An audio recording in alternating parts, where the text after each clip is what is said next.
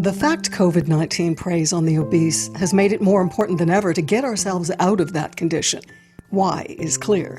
How has always been complicated, fraught with clashing opinions and claims founded on little or misinterpreted science, and a whole lot of anecdote, conjecture, and falsehoods. I'm partial to the new science around the ancient teaching of the healing power of fasting, and I've followed a relaxed, low-carb-medium-fat-no-sugar way of eating for the past 5 years.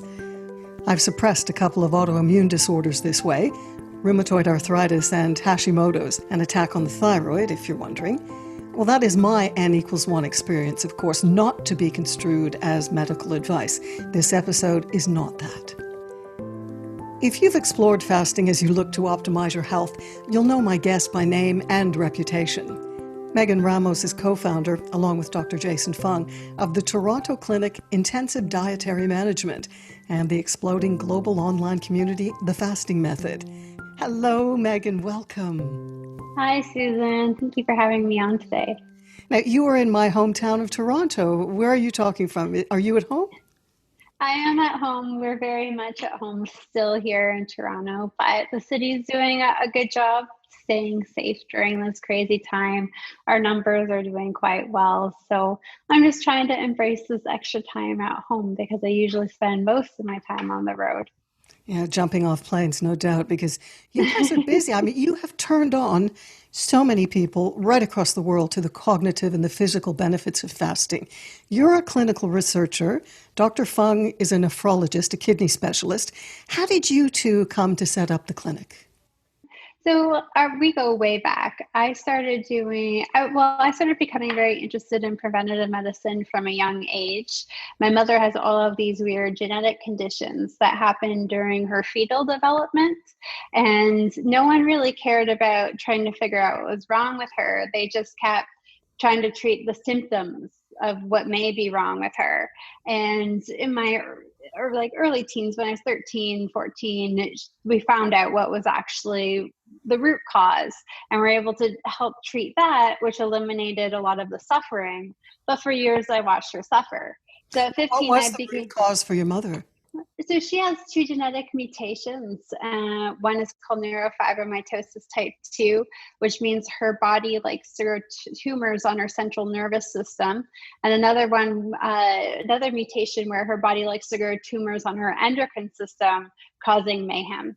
So she had all kinds of growths on her thyroid glands, her adrenal glands. Those really threw everything, her cortisol, her insulin levels, all out of control. She became very hyperinsulinemic, had to go on diabetic agents despite her diet, lots of weight gain. So they sort of just treated all of these symptoms without saying, okay, there are issues here. And, with that NF2, it's more so monitoring for prevention. But with the other endocrine disorder, treating the adrenal glands, removing them, she lost 80 pounds. She's 4'11". So within 2 months of having her adrenal gland removed, she dropped 80 pounds and she ended up in the emergency because of the shock of the weight loss. Since the hormones had reduced, the cortisol had come down so substantially in our system. So I was just so brokenhearted, at our healthcare system from a young age.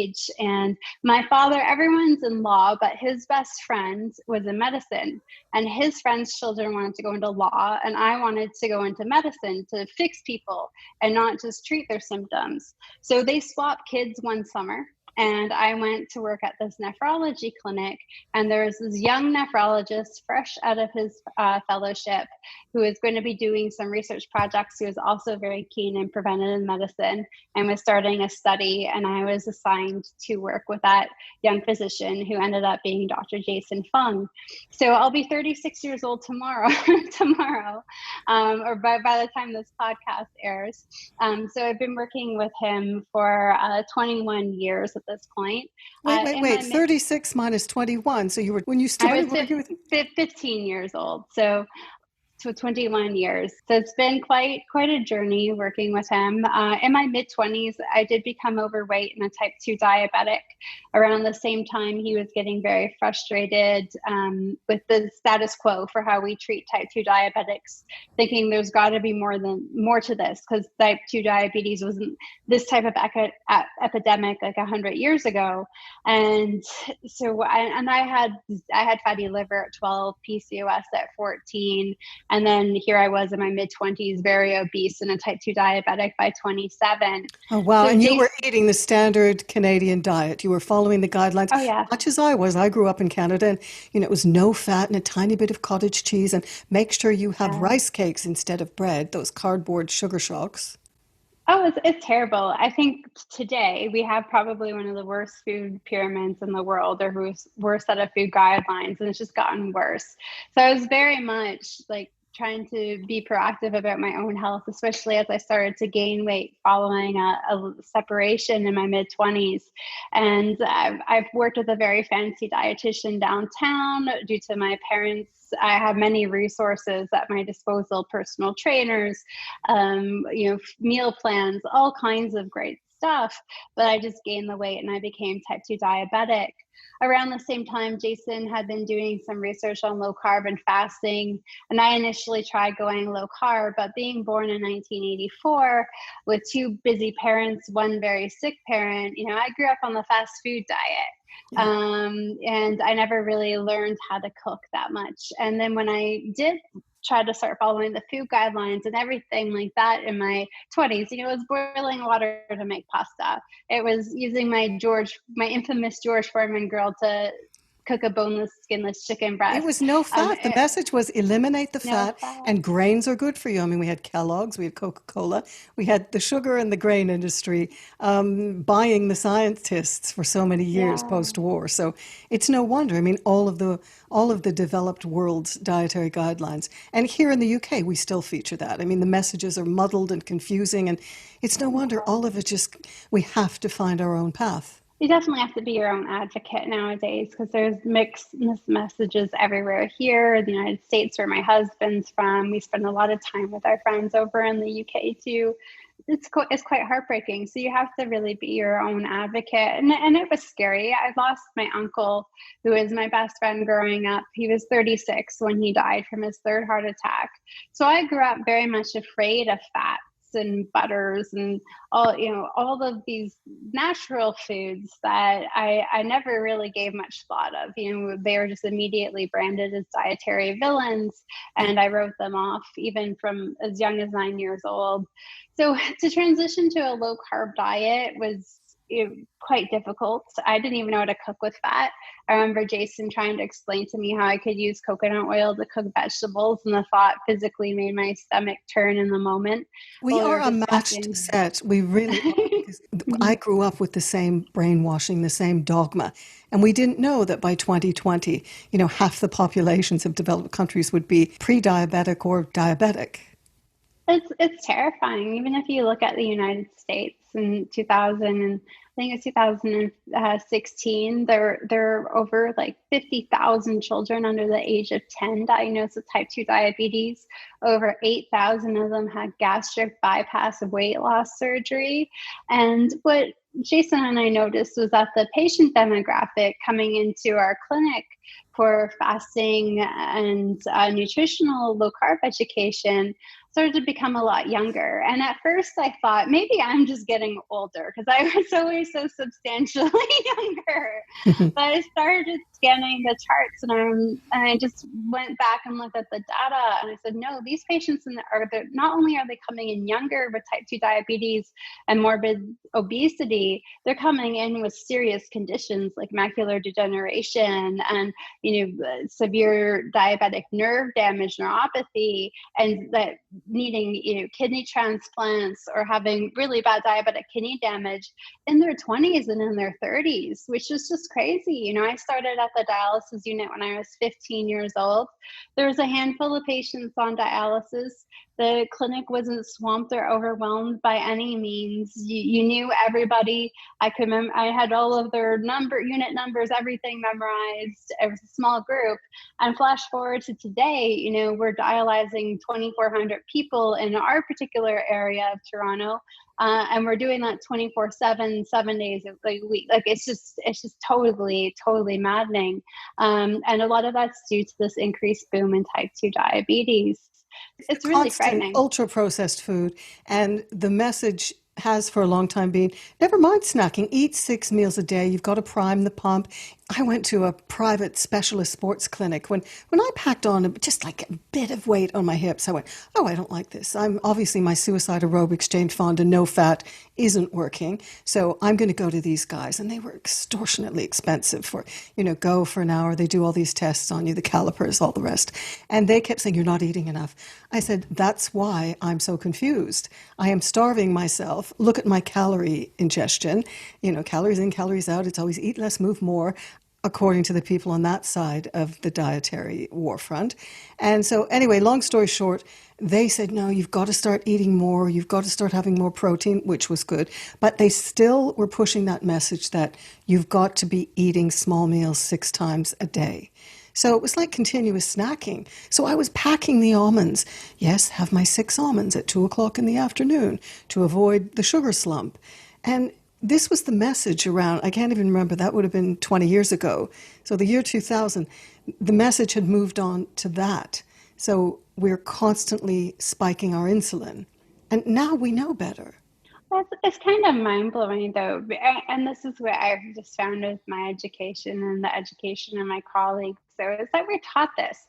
We're taught that insulin resistance is the underlying cause of type 2 diabetes. We're taught what causes insulin resistance.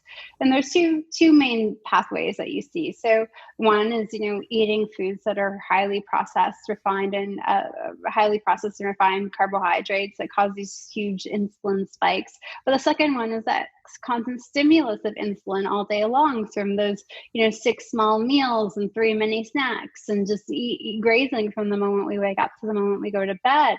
And we're taught all of this, and we're taught that, those items, those attributes of eating the carbs and snacking lead to the insulin resistance, which leads to the development of type 2 diabetes. But then we're taught that type 2 diabetes is a chronic progressive illness that you can't do anything about, and you need to take medications, and you're going to suffer immensely, and your body's going to fall apart, and you're going to have a slow and miserable death.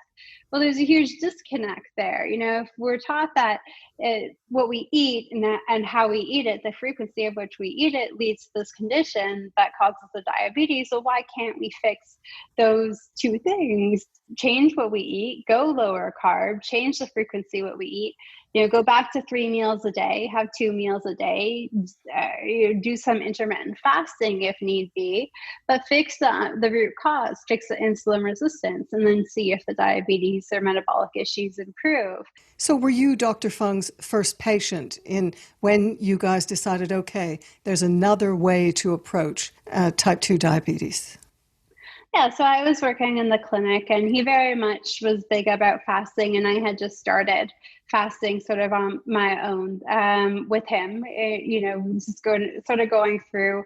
Now that he had never fasted a patient before, I had never really had any experience fasting. I had friends growing up in Toronto, because we're so culturally diverse, that would fast. I had patients who would fast for Ramadan. When they would come in, I'd ask them for tips when I was struggling.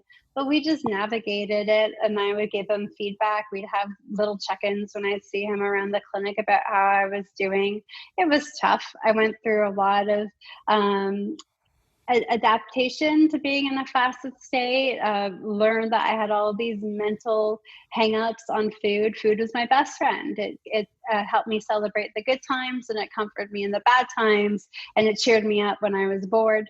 So food was there for me all of the time, and there was just so much that I had to learn about myself, so many behavioral strategies I had to put in place, in addition to the physical ones. But within 6 months, I reversed my type 2 diabetes, fatty liver, PCOS. I lost a substantial amount of body fat, over 60 pounds, and I was in great shape.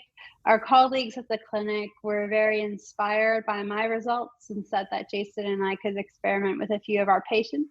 So we started with our pilot group. Our pilot group quickly quadrupled in size. And then we started taking patients from our colleagues' clinics within the nephrology department, and then within our neighborhood, and then within the province, and then the country.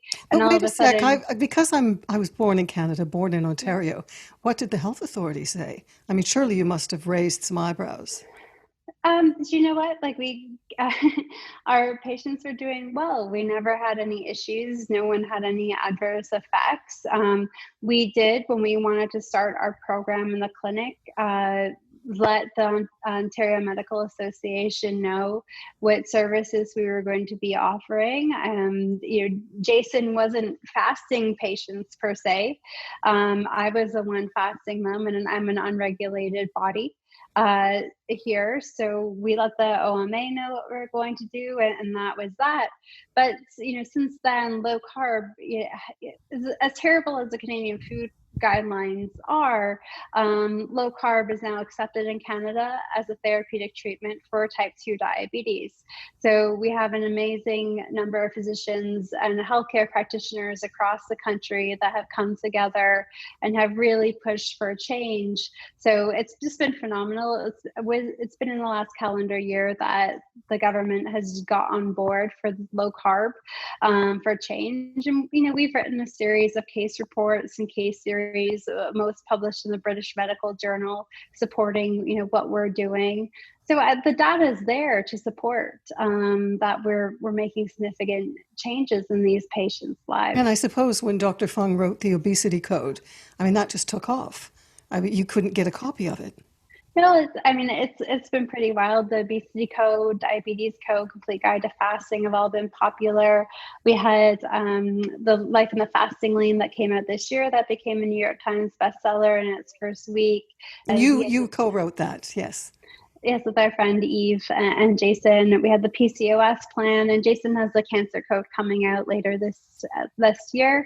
So there's just so much science out there to support what we're doing, and we're fortunate to have such a great group of doctors standing behind this movement here in Canada.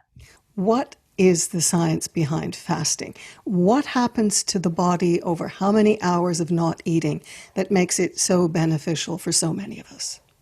Yes. So at a certain point, when your body has burned through the meal that you just ate and stored fuel in the form of glycogen, so just glucose that's been converted to glycogen for easy retrieval, easy fuel storage, once that's been burned through, and this usually takes, depending on the type of diet individuals following, it can take anywhere from 4 to 8 hours to 8 to 16 hours.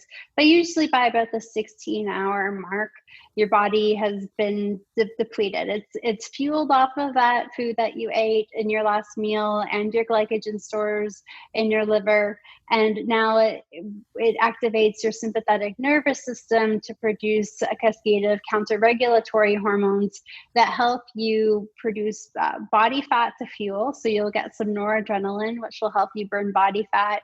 You'll get some cortisol production, but in small quantities. And in this case, it's quite productive to have this cortisol produced. And the cortisol will also help your liver perform gluconeogenesis, meaning it will take amino acids that are being broken down and convert them into glucose for the parts of your body that still need glucose to fuel. So you get these counter-regulatory hormones that cause a lot of magic to happen, open up your fuel stores, and provide your body with plentiful free fatty acids and ketone bodies, which are an alternative fuel source to glucose, to keep you feeling great during your fasting period and actually burn through body fat.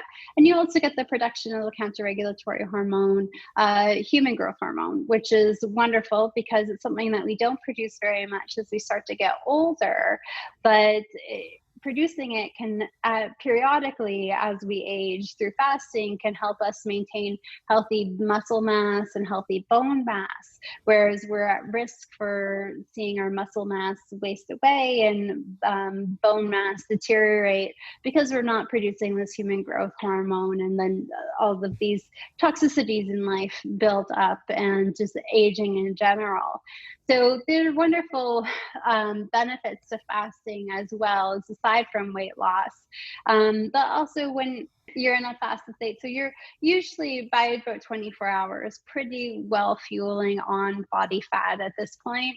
But depending on your diet, again, you could start to fuel on fat earlier. And while you're fasting, you're also not requiring your body to produce any insulin other than what's required for sort of normal bodily functions. So you're really giving your pancreas a break, a chance to rest and relax. You're giving your cells a chance for a break, so they're not being constantly bombarded in large quantities with your own insulin to allow some cellular repair to happen. Everybody talks about autophagy. When would autophagy start? Would that be hour 20, hour 18? So for the individual, it still sort of follows a standard North American diet with more processed and refined foods, more carbohydrates. You'll see autophagy happen sort of around the 24-hour mark in most cases. Whereas if you're someone that's doing a more lower carb or even a very low carb diet, like a ketogenic diet, you might actually start to see that cellular cycling occur much earlier on, even 8 to 12 hours into a fast. And this is, autophagy means, auto means self, phagy means eat, so it's self-eating. It's the body's way of cleaning out damaged cells in order to generate new ones. So it's kind of the ultimate detox. It's very promising. When I'm, again, only 36, so when I was in school, no, it wasn't a subject that we were taught. So it's really more of an emerging science that we're trying to get more understanding of, especially how it works in the human bodies and where the parameters are around it. But with autophagy, when you enter in this state of autophagy, your body will hunt down, sort of old and damaged cells or cells that no longer really serve a purpose. So like the connective tissue that used to hold body fat, but there's no body fat there anymore. And it will break it down and it will create new and healthy cells from the materials. So this is one of the reasons, autophagy is one of the reasons why we don't see people who do therapeutic levels of fasting for weight loss see any excess skin or have very little excess skin. And we believe that it's autophagy that's really sort of attacking this excess connective tissue. And that's why people can lose 100, 150, 200 pounds and not have to have excess skin removal surgery. I am such a convert to this way of eating, low carb, high fat, intermittent fasting, a few extended fasts. I've been doing it for, as I said at the outset, more than 5 years, because I was, for my entire life, no fat. I mean, butter never touched my lips. And off on vegetarianism, so-called healthy whole grains, big now by the standards of portion control, plates of pasta with sort of some lovely sauce on it. And we all did that, half a cup of porridge in the morning with some blueberries. And we would be eating that way and having fruit at 10 o'clock to make sure that our energy didn't flag. And I just can't tell people enough that I found the cognitive boost that you get and the fact that you're no longer starving every hour of every day. You're not constantly thinking about food. And I found, if I can roll my memory bank back 5 years, it happens very quickly. After a few days, it becomes so easy not to have breakfast, to do sort of a 24-hour, 36-hour fast and not be hungry. And that is the big revelation and liberation that I don't think enough people talk about. It's quite... it's quite surprising how fasting is actually quite easy. After you do a few of them, it feels like you could continue to do it forever.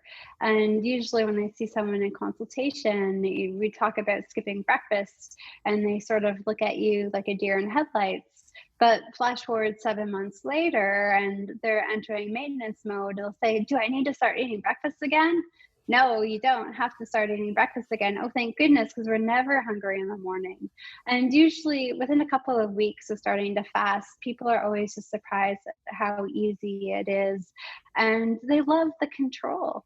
And what diet have you ever had in the past that's given you control over your appetite and your cravings? Not one that I've come across, that's for sure. We were always starving and irritable. I mean, I grew up as a teenager, suicide aerobics with Jane Fonda. We'd do 2 hours of kill yourself aerobics, and then we wouldn't eat for days.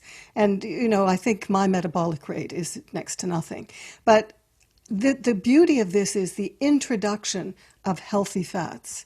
When you start having olive oil, you start having avocado. I'm sort of a pescatarian, really occasional chicken. So I'm an odd keto person. But I think that's the key, because suddenly you're sated. And you don't figure it out until you really start digging into it, like, wow, I am not hungry. I'm not, walking out the door feeling like if I don't eat now, I'm going to devour that shrub over there. I mean, we all get hungry. And this is amazing, because adding a little bit of good fat to your diet really suppresses your hunger.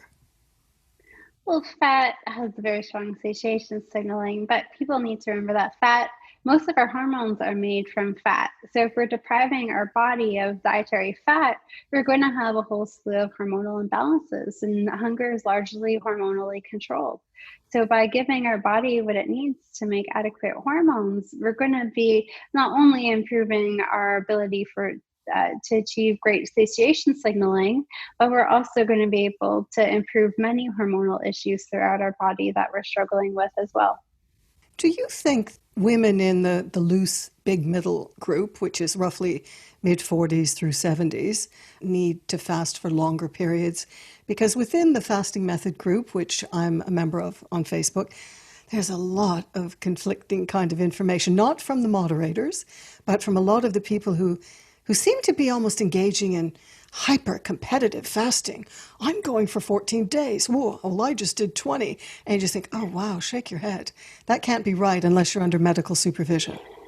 Well, the Facebook is like the wild, wild west, and I try not to go on it. Our fasting method community, in our community on through our website, I think there's a bit of a different approach where people are very non-judgmental, open-minded, and supportive, and aware that there's no one-size-fits-all model.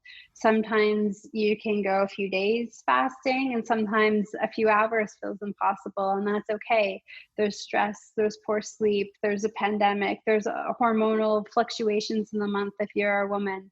There are other things to embrace. Sometimes you might be able to fast with water only, and sometimes you might need to have a little bit of fat to help give you a boost to hit a target number for what your goals are for that week.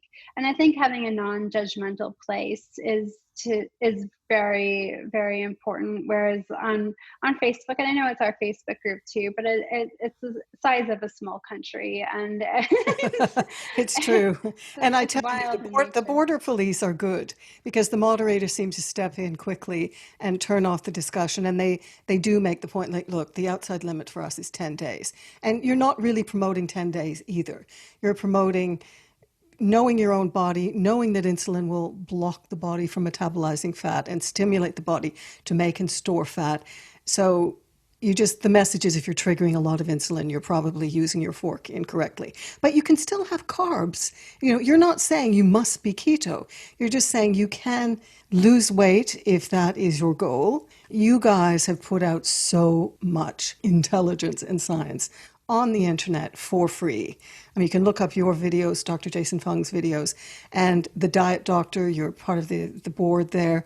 You can learn to take better care and strive for optimal health through lower carb eating, ditching the sugar, adopting some fasting protocols. You don't have to spend a penny on it if you don't want, which is fantastic. Yeah, all of the information is out there. And, we just really encourage a real food-based diet real foods, not man-interfered foods like flour. Just real whole foods. And whether that's you're more plant-based, I personally follow a diet that's about 70% plant-based and 30% animal-based because that works for me. We have a lot of people that are sort of 50-50 omnivore splits and many people that follow a carnivore diet.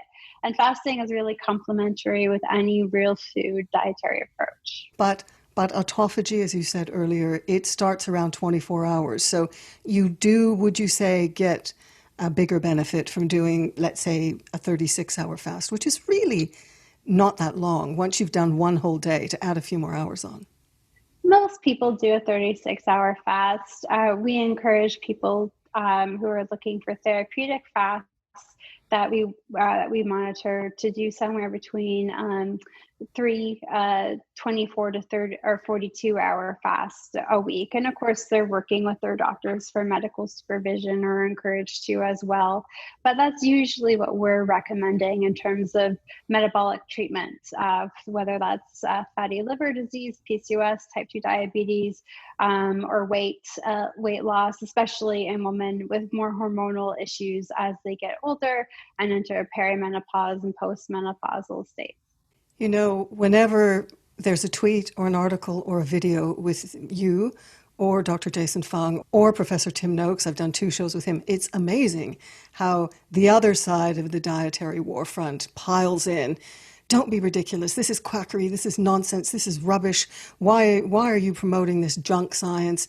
This is just another form of dieting. Don't do it. It's an eating disorder. It's going to suppress your basal metabolic rate. It's going to put you in starvation mode. Particularly that last one. What do you say when people say all you're doing is making a massive calorie deficit and causing your body to think it's starving? Well, the clinical research is there now. Since 2016, there's been several randomized control trials that just show that all of these fears are totally, myths when it comes to fasting, especially as you compare alternate daily fasting to calorie restriction diets. Not only in each RCT has the calorie restriction group failed to lose as much body fat as the alternate daily fasting group, the fasters have actually lost more trunk fat, so more fat from the abdominal area that's likely to cause diabetes and heart disease. And it's also demonstrated to show that the alternate daily fasters, they retain more lean mass and actually gain lean mass compared to the calorie restriction group. And the same thing with the resting metabolic rates. Each RCT has demonstrated that the alternate daily fasters see no clinically significant change in their resting metabolic rate, but every calorie restriction opponent has seen a clinically significant reduction in the resting metabolic rate. So the data is coming. The randomized control trials are there now, and they've started coming from 2016, which is just absolutely wonderful. And when you have someone, it's like people just forget what body fat is. Body fat is just excess fuel. It's excess fuel that we ate and that we didn't burn the energy from. And it's just stored for use later on, but we never utilize it. So when you're in a fasted state, you're going to utilize that extra fuel, your fat stores. It's really moronic to me, that someone would even mildly suggest that, and you wouldn't use your fat stores, but you would start to burn away muscle mass while you're fasting. Your muscle mass serves a purpose. Your fat mass is just stored fuel. So why, when you have 100 pounds of stored fuel, are you going to use a little itty bit of muscle mass that you have? And now we're seeing it in these randomized control trials that is, we are not losing any lean mass. In fact, we're seeing lean mass go up, which is really quite wonderful. So the science is coming. It's coming there slowly and surely. And these RCTs that have been published recently are just wonderful. I mean, it seems like the knee-jerk response, the people who are constantly saying, yes, but calories in, calories out, that's, it's physics, thermodynamics, you can't fight with that. And there is a calorie deficit that's built in to the fasting, but there's so much else biochemically, hormonally, that underpins all of that science, would you say? Yes, absolutely. I mean, when you're in a calorie restriction state, your body just slows down to match the caloric intake. But when you're in a fasted state, that's where you get the production of counter-regulatory hormones and this activation of the sympathetic nervous system, which helps you access fat stores. So it's a completely different physiological phenomenon than calorie restriction diet. Well, I learned from you and reading all of your output and listening to things, reading Dr. Fung's books. And I haven't got your book yet, the one you wrote with Eva. Eva, is it? The Fasting Lane? Yeah. My Life in the Fasting Lane. That sounds like it's going to be a good one. But I learned that I needed to mix it up quite a bit more because I was falling into this not hungry, eating something smallish, really, adding olive oil, but still probably not enough calories. So I was getting the feasting bit of it wrong. And that is the other part of the ledger that's really important, isn't it? You cannot just, have a few bits of braised cabbage with some olive oil on it. And even if that sates you, you've got to eat more. You definitely have to eat to satiation, but you need to make sure that you are getting a variety of food in. Now, sometimes when people are fasting a lot, they're in a very deep state of ketosis or a deep state of fat burning. So their appetite might not be as high. But for many people, we find that they just struggle with eating to satiation because they're always told to stop when they feel 80% full if they're looking to lose weight. And even right before this interview, I saw a meme on Instagram. A friend of mine who owns a gym, one of his partners had posted this: if you want to lose weight, only eat till you're 80% full. So we struggle a lot with people actually eating until satiation, and then eating a variety of foods and making sure that they are getting in adequate fat to support good, healthy hormonal function. Yeah, well, I guess we've all been brainwashed, push away from the plate if you're putting on weight. I'm as chunky as ever, to be honest. I'm always carrying about 20 pounds I could get rid of, but I feel so much healthier and all my biomarkers are perfect for a postmenopausal woman. But I also have learned from the latest digging around all of this that I probably have to do more than the 24-hour and occasional 36. I got to do, as you said earlier, so 3 fasts maybe a week. Just try it out for a month. Stick to the keto-ish. I'm sort of relaxed. I'm not 20 grams, but probably less than 50 grams of carbs per day, mostly in good fibrous above ground vegetables. I've never had this weight loss that everyone seems to get. Are you still astonished when you hear some of the stories where after 6 months, people are losing 60 pounds? Yeah, absolutely. And there's so many people out there with incredible stories and they just keep coming. And I think it's always just mind blowing to see and exciting to see. I grew up very much watching many of my family members gain and lose all the same 100 pounds over and over again. So from a young age, I witnessed how difficult weight loss was and how unsustainable it appeared to be.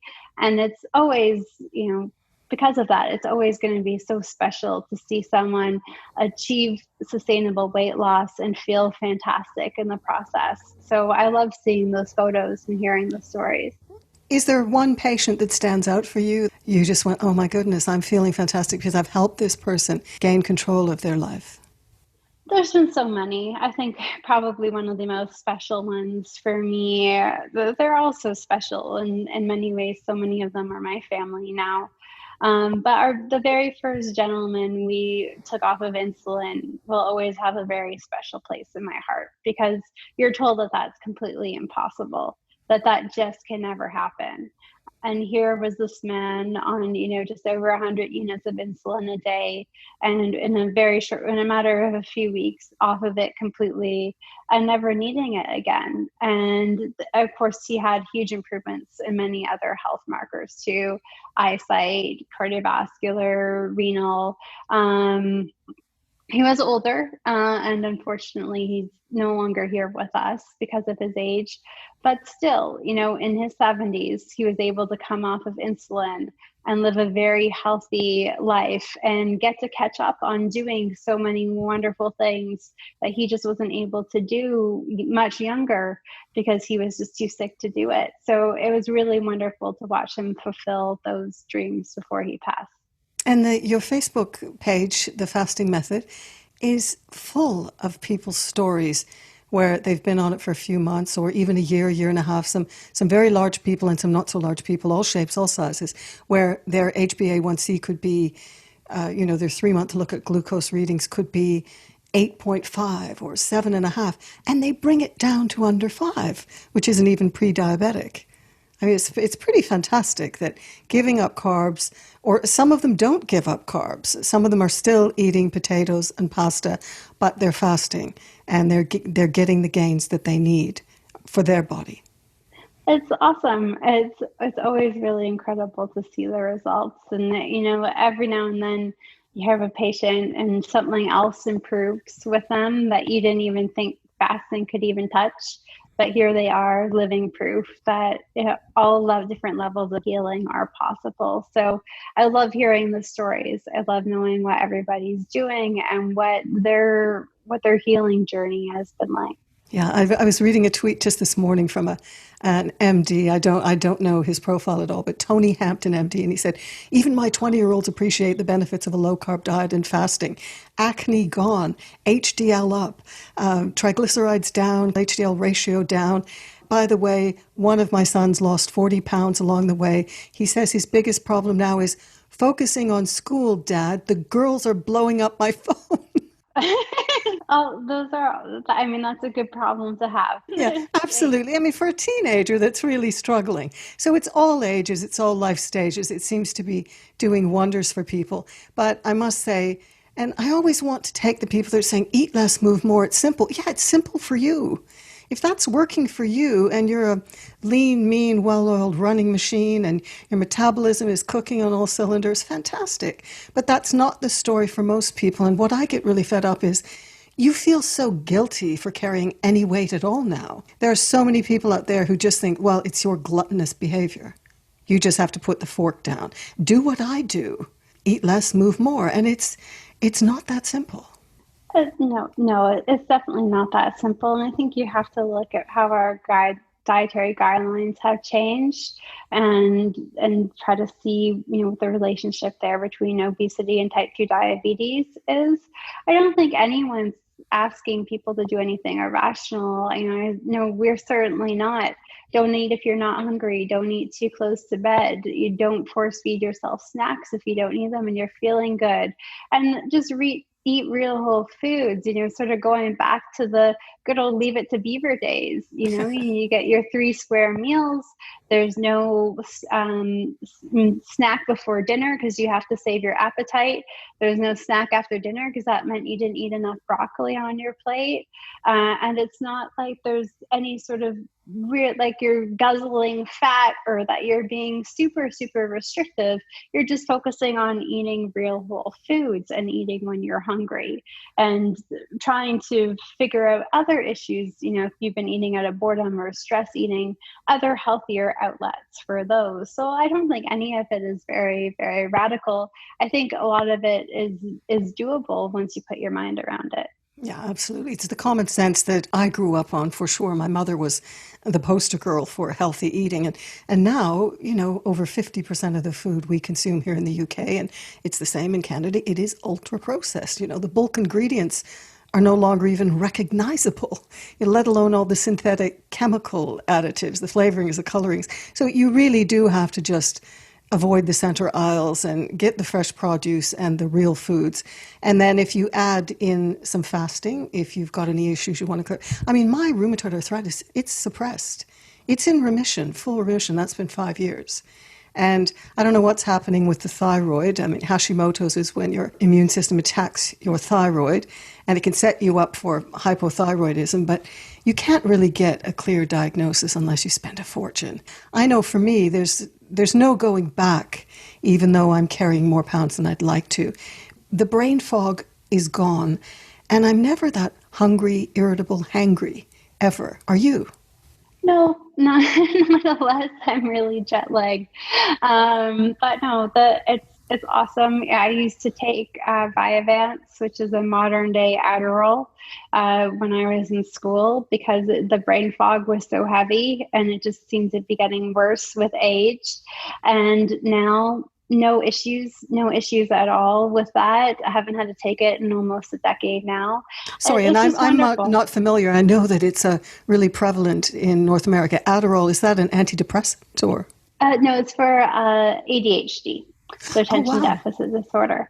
So, but that's just because the brain fog was so thick. There weren't any intentional issues, but the brain fog was just really heavy. And now to be in control of the appetite, or just to, intentionally leave, or not because I'm trying to leave food on the plate, but just being too full and not being able to go for any more to finish it up. Just experiencing satiation. I think that's all very wonderful. And when you were younger and had the fatty liver and were really out of control, were you binging? Binging on the bags of Doritos and chips and things like that, crisps? Oh yeah, all of the time. I was a pretzel queen, popcorn queen, potato chip queen, anything salty, savory, that was junk. I never opened one bag of potato chips or pretzels without finishing the whole thing. Never once. And then even after finishing a bag of potato chips or pretzels, I could easily eat a bowl of pasta and a loaf of bread. So it was wild to be that out of control.